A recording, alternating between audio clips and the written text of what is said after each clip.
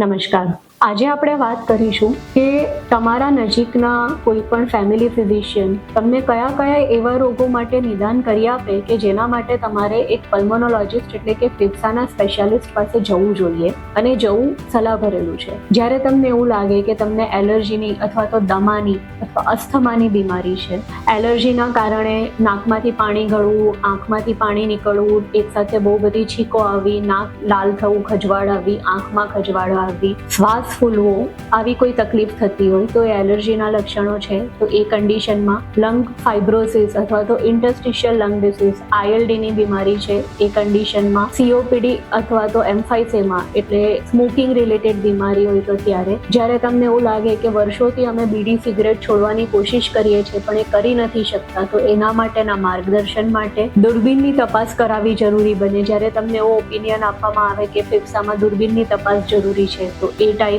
ફેફસાના વારંવાર પાણી ભરાતું હોય તો એવી કન્ડિશનમાં, લંગ કેન્સર હોય કે એના કારણે શરીરના કોઈ પણ કેન્સરના કારણે જ્યારે શ્વાસની બીમારી થતી હોય, તો આવા અલગ અલગ બીમારીઓ જે ફેફસાને લગતી હોય અને તમને ક્યારેય પણ કહેવામાં આવે આમાંથી કોઈ બીમારી છે, તો તરત જ તમારે નજીકના પલ્મોનોલોજિસ્ટનું કન્સલ્ટ કરવું આવશ્યક છે.